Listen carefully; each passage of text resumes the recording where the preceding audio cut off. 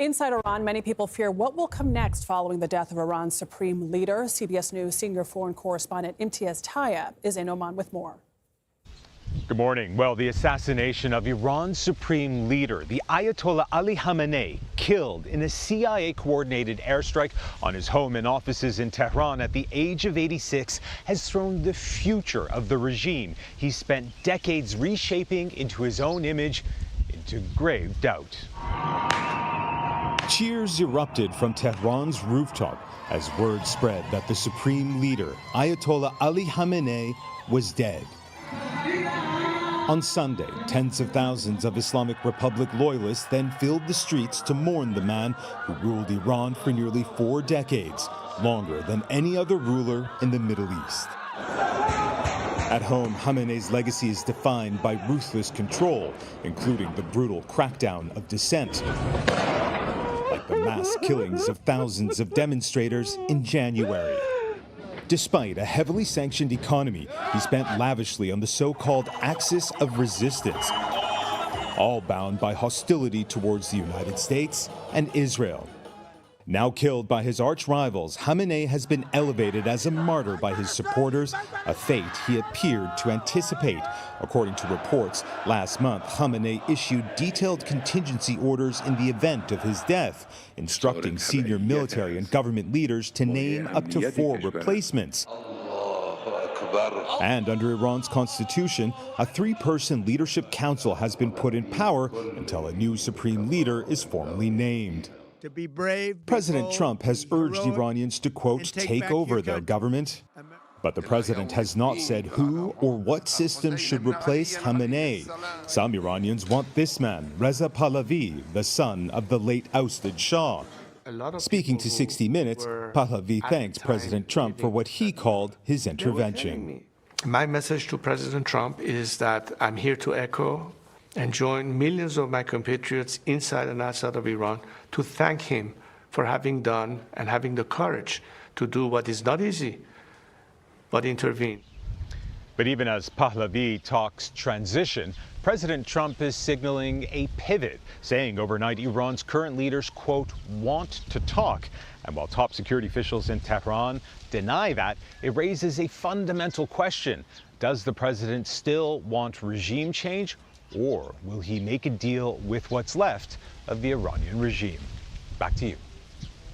CBS News Middle East reporter Courtney Kealy joins us now. Courtney, so glad you're here. You were based overseas in the Middle East for 10 years. You know these issues very well. Let's talk about the Iranian people. Where do they stand? Because from the U.S., we see a lot of images of protests, especially over the last few weeks, against the regime. But the Ayatollah is dead, and you see people coming out into the streets in mourning. Where do the majority of Iranians stand, and understanding the fact that people who might be critical of the government may not feel free to speak so? Right. So what we're hearing right now is the Iranian regime, the Islamic regime is what they prefer to refer to, not even bringing the word Iranian into it. That's how different it is. There are SMS messages saying if you come out in the streets and protest or celebrate, as they did when the Ayatollah was killed, that's an act of treason. So there are explosions in Tehran. That news is coming to us from Starlinks, from the ways they're circumventing the blackout. Starlink meaning the way that people the way in they Iran can are get to the the news internet? out into the satellite, yes. And then there's regular phone calls where people have to kind of speak in code. You know, a dear friend calling her husband saying, "My darling, are you well? Yes, I am." That just means we're fine here right now to calm everybody's nerves. But explosions are happening all over against the security forces in Tehran and other cities. So we are getting information out. We're getting information that the Islamic regime is putting in a new leader who is an Ayatollah, who is a religious cleric. So religious cleric, and we saw these state-sponsored, these Islamic regime-sponsored mourning with women in black chadors, just their face view. You can only see their face in this very austere covering. That's state-sponsored. That's the minority. Now, we don't have polls for the Iranian people, but they're very active on Twitter. There's a Farsi Twitter, a Persian Twitter, basically the same language, just some people prefer it saying and Persian. And what are you seeing on the Persian Twitter? They're reacting to our reporting, saying thank you. you got it right when we say they're not against God, but they don't want to bring this God into it because this God is an oppressive God that puts them in jail, assassinates their family, and tortures. They want a nationalistic, secular government with the legacy of the Persian Empire, culture, and art. So on some newspapers today, you'll see the state-sponsored, quite scary looking to some people, regimists out in mourning. But behind that, on social media, when they can get the messages out, yes, there was celebration. Yes, there was thanks to President Trump. Real jubilation. And now people are locked down, trying to get through this. You know, heavy explosions, targeting the IRGC, targeting the leadership. How deep will the U.S. go in terms of succession? We're not clear. But if one person said, if they don't topple it by the end of the week, it looks like we will have a new leader announced, this man, Ayatollah Ali Khamenei. But we don't want to get ahead of ourselves right now. Okay. Who is this potential successor that the Iranian regime could name? And what's the linchpin? What needs to happen for a collapse? Is it the IRGC weakening? Is it a certain key political figure being killed in a strike? Who's keeping it all together?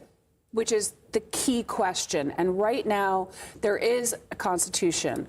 Article 111 puts this 3-person interim government in.